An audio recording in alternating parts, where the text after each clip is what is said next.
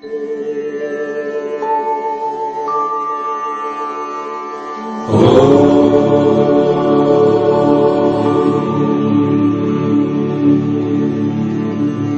நம. அனைவருக்கும் வணக்கம். உமையொரு பாகன் யூடியூப் சேனலுக்கு உங்களை அன்போடு வரவேற்கிறேன்.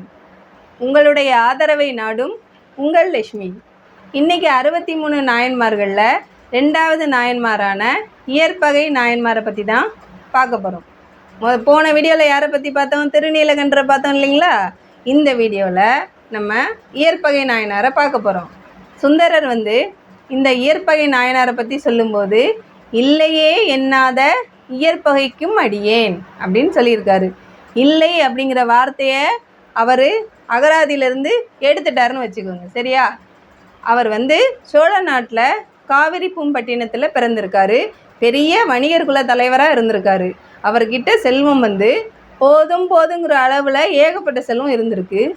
இருந்தாலுமே அந்த எந்த செல்வத்தையுமே தான் மட்டுமே அனுபவிக்காமல் சிவனடியார்கள் எல்லாருக்கும் பகிர்ந்து கொடுத்து எல்லாருடைய முகத்திலையும் அவர் சந்தோஷத்தை பார்த்துருக்காரு. அப்படிப்பட்ட சிறப்புடைய நம்முடைய இயற்பகையார் உலக இயலுக்கு பகையானவர். அதனால தான் அவருடைய பேர் இயற்பகையார். அது என்ன உலக இயல்பு அப்படின்னு பார்த்தீங்கன்னா, இப்போ சொல்கிறதுலேருந்து தெரிஞ்சுக்கலாம், சரியா? அப்போ இவர் இப்படி தன்னுடைய பொருளை எல்லாத்தையும் எல்லா சிவனடியார்களுக்கும் பகிர்ந்து கொடுத்துட்டு வாழ்ந்துட்டு இருந்தார். இதை பார்த்துட்டு இருந்த நம்மளுடைய சிவனார் சும்மா இருப்பாரா? இருக்க மாட்டார். என்ன பண்ணாருன்னா, அவருக்கு ஒரு சோதனையை வைக்கணுமே. சிவனார் எப்போவுமே நமக்கு ஒரு சோதனையை வைக்காரு அப்படின்னா, அந்த சோதனையின் மூலமாக நம்மோட பேர் புகழ் எல்லாமே எல்லாருக்கும் தெரியணும் அப்படிங்கிற ஒரே காரணத்துக்காக தான் நமக்கு சோதனை கொடுப்பாரு. என்னடா இவ்வளோ பெரிய கஷ்டம் இருக்கே அப்படின்னு யாருமே கலங்காதீங்க. கஷ்டம்லாம் தூரம் இருந்து வரும்போது தான் பூமியை நோக்கி வரும் மின்கல் மாதிரி பெருசாக இருக்கும். பூமியோட ஈர்ப்பு விசைக்கிட்ட வந்தோடனே அந்த கல் என்ன ஆகுது? சில்லி சில்லியாக போயிடுது இல்லையா? அதை மாதிரி நம்மக்கிட்ட வர எந்த பிரச்சனையும் சிவாய நம்ம அப்படின்னு நம்ம சொல்லும்போது தூள் தூளாக பறந்து போயிடுது, சரிங்களா? அப்படி நம்ம இயற்பகை நாயனார் சிவனடியை தொழுது வாழ்ந்துட்டு இருக்கும்போது என்ன பண்ணார்? நம்மளுடைய சிவனார் நேராக அவர்கிட்ட வந்தார். எப்படி சிவனார் வேஷத்தில் அப்படி வந்தார்னா பார்த்தீங்கன்னா, கிடையாது, அப்படி வரல. ஒரு தூர்த்த வேடம், அதாவது ஒரு காமுகன் வேடத்தில். அப்படின்னா என்னென்னா, அதாவது உடம்பு பூரா திருநீர் அணிஞ்சு, நெற்றியிலலாம் திருநீர் அணிஞ்சிட்டு, ஆனால் மேலெல்லாம் அத்தர் பூசியிருக்காரு, ஜவ்வாது பொட்டு வச்சு, அப்படி ஒரு கெட்டப்பில் நம்மளுடைய சிவனாரையா வந்திருக்காரு. யாரை தேடின்னு பார்த்தீங்கன்னா, நம்மளுடைய இயற்பகை நாயனாரை தேடி வந்திருக்காரு. வந்தவரை உட்கார வச்சு எல்லா பணிவிடைகளும் பார்த்துருக்காரு நம்மளுடைய இயற்பகை நாயனார். பார்த்தவர் அதுக்கடுத்த வார்த்தை கேட்பார் இல்லையா? ஐயா, உங்களுக்கு என்ன வேணும், நீங்கள் என்ன விரும்புகிறீங்க அப்படின்னு சொல்லிட்டு நம்மளுடைய இயற்பகை நாயனார் சிவயோகியாக வந்த நம்ம சிவனாரை பார்த்து கேட்டிருக்காரு. அவர் நான் ஒன்று கேட்டு வந்தேன், ஆனால் அதெல்லாம் நீ கொடுப்பியா அப்படின்னு எனக்கு சரியாக தெரியலை, ஒரு சந்தேகமாக இருக்குப்பா அப்படின்ட்டுருக்காரு. அந்த உடனே இயற்பகை நாயனார் என்ன சொல்லியிருக்காரு? ஐயா, என் மீது நீங்கள் எந்த சந்தேகமும் பட வேண்டாம். நீங்கள் என்ன கேட்டிங்களோ அதை நான் எடுத்து கொடுப்பேன். ஏன்னா இருக்க பொருள் எல்லாமே நான் என்ன சொல்லுவோம்? என்கிட்ட என்ன இருந்தாலும் நான் கொடுப்பேன். இது என்னோட பொருள், இந்த சேலையா என்னோட சேலை, நெக்லஸ் என்னோடது, இப்படி நான் சொல்லுவேன் இல்லையா? ஆனால் அவர் அப்படி சொல்ல மாட்டார். என் அருகில் இருக்கும் எல்லா பொருளுமே சிவனடியாருக்கு உரியது. அந்த சிவனடியாருக்கு உரியதை எடுத்து இன்னொரு சிவனடியாருக்கு கொடுப்பதில் என்ன பிரச்சனை எனக்கு இருக்குது? நீங்கள் என்ன வேணுமோ கேளுங்க ஐயா, தயக்கம் வேண்டாம். எல்லாத்தையுமே தருறதுக்கு ஆண்டவன் எனக்கு அருள் கொடுத்துருக்காரு அப்படின்னு சொல்லி நம்ம இயற்பகை நாயனார் சொல்லியிருக்காரு. உடனே அவர் சொல்லியிருக்காரு, மண்ணு நின் காதல் மனைவியை வேண்டி வந்தேன் அப்படின்னு. யார் சொல்லியிருக்காரு? நம்முடைய சிவனார் சொல்லியிருக்காரு. உன்னுடைய காதல் மனைவியை வேண்டி வந்தேன் அப்படின்னு சொன்ன உடனேயும் இயற்பகை நாயனாருக்கு ஒரே அதிர்ச்சியாக இருக்குன்னு பார்க்கிங்களா? அதான் கிடையாது. இயற்பகை நாயனார் என்ன பண்ணார்? மனசுக்குள்ளே சந்தோஷப்பட்டுக்கிட்டாரு.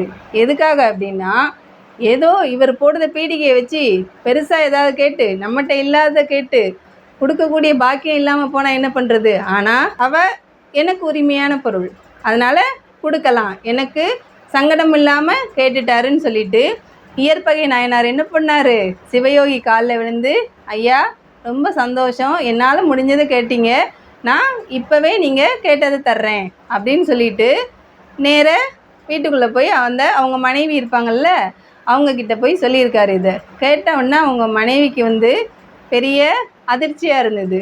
ஐயோ என்ன இப்படி சொல்லியிருக்காரு அப்படின்னோடனே, அம்மா எந்த விதமான கவலையும் உனக்கு வேண்டாம், யார் என்ன கேட்காங்களோ அதை கொடுக்க வேண்டியது என்னுடைய கடமை. முக்கியமாக சிவனடியார்கள் எதை கேட்டாலும் அதை நான் கொடுப்பேன்னு உனக்கு நல்லா தெரியும், அதனால் நீ அவரோட போயிட்டு வாமா அப்படின்னு சொல்லிட்டு இயற்பகை நாயனார் சொல்லியிருக்காரு. இந்த இடத்துல நீங்கள் எப்படி மனைவியை அனுப்பி வச்சார் இயற்பகை நாயனார்? அப்போது உலக இயலுக்கு பகையானவர்னு இதனால தான் முதலே நான் சொன்னேன். என்னென்னா உலக எல்லாம் என்ன யாராவது இந்த மாதிரி பண்ணுவாங்களா?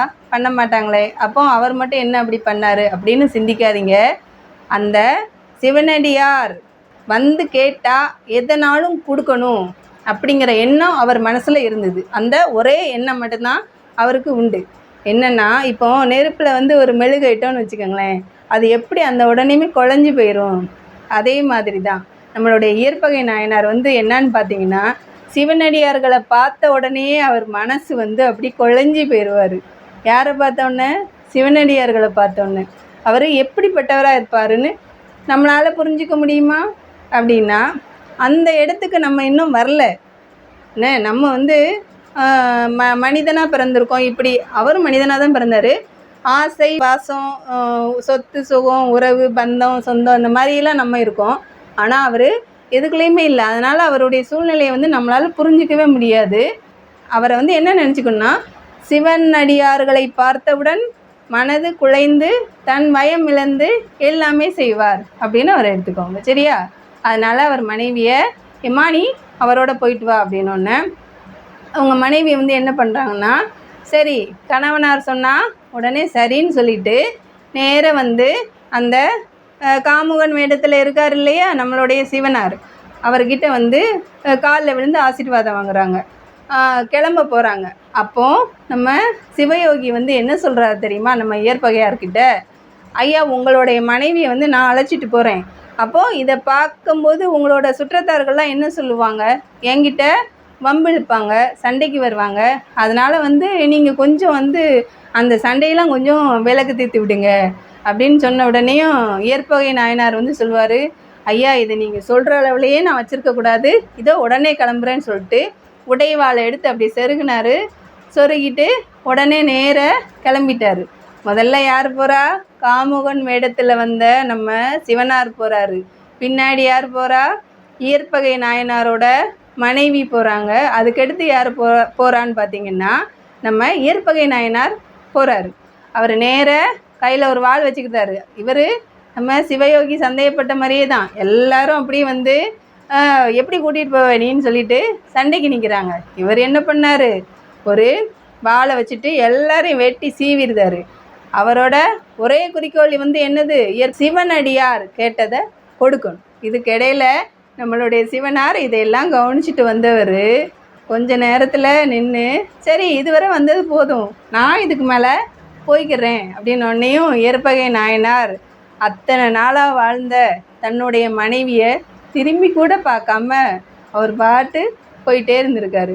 அந்த உடனே நம்மளுடைய காமுகன் வேடத்தில் வந்த சிவனார் என்ன பண்ணியிருக்காருன்னு பார்த்தீங்கன்னா, அன்பனே ஓலம் ஓலம் ஓலம்னு சொல்லிட்டு ஒரே ஓலமிட்டிருக்காரு. மறுபடியும் இயற்பகை நாயனார் ஓடியாந்து என்ன கேட்டிருக்காருன்னா, சுவாமி வேறு யாராவது வர்றாங்களா இடைஞ்சலுக்கு அப்படின்னு. ஐயா யாருமே வரலையா, உன்னுடைய குணம் இவ்வளவு ஒரு குணமாக இருக்கே, எதனாலும் விட்டு கொடுக்கக்கூடிய குணமாக இருக்கே அப்படின்னு சொல்லி பேசிகிட்டு இருக்கும்போதே ஆள் மறைஞ்சிட்டார். ஆள் மறைஞ்சிருவார்ல, ஏன்னா அவர் யார்? நம்ம ஆள் சிவனார் இல்லையா? அதனால் சிவனார் என்ன பண்ணார்? அதுக்கடுத்து வானத்தில் தோன்றியிருக்காரு. யாரோட? நம்ம உமையம்மையோட தோன்றி நந்தி வாகனத்தில் அப்பனே உன்னை மாதிரி உலகத்தில் யாருமே இருக்க முடியாது இயற்பகையே, அதனால் உனக்கும் உன்னுடைய மனைவிக்கும் நான் முத்தி தந்தேன், இனி நீ என் அருகில் இருக்கும் பெரும் பேறு பெற்றாய் அப்படின்னு சொல்லியிருக்காரு. அந்த உடனே இந்த 2 பேருக்குமே இயற்பகைக்கும் அவங்களுடைய மனைவியாருக்கும் வந்து முத்தி கிடச்சிது. இவர் எல்லாரையும் வெட்டி போட்டார்ல நடுவில் சொந்தக்காரங்களெல்லாம், அவங்கெல்லாம் வந்து சொர்க்கலோகத்துக்கு போயிருக்காங்க. அப்போ இதன் மூலமாக வந்து நமக்கு என்ன தெரியுதுன்னு பார்த்தீங்கன்னா, இயற்பகை நாயனார் ஏன் அப்படி பண்ணார் இப்படி பண்ணார் அப்படிங்கிறத விட்டுட்டு, அவர் எல்லாருக்கும் எந்த அளவில் கொடுத்து வாழ்ந்தார். செல்வம் இருக்க எல்லாரும் கொடுத்துட்றாங்களா? இல்லாதவங்க கூட சிலருக்கு கொடுத்துட்றாங்க. இருக்கவங்க கொடுக்கறதுக்கு சங்கடப்படுற காலத்தில் இருக்க எல்லாத்தையுமே வந்து எல்லாருக்குமே பகிர்ந்து கொடுத்த இயற்பகையாருடைய அந்த குணத்தை மெச்சி இந்த உரையை முடிக்கிறேன். நன்றி, வணக்கம். அடுத்த வீடியோவில் இளையான்குடி மாற நாயனாரை பற்றி பார்ப்போம். வணக்கம்.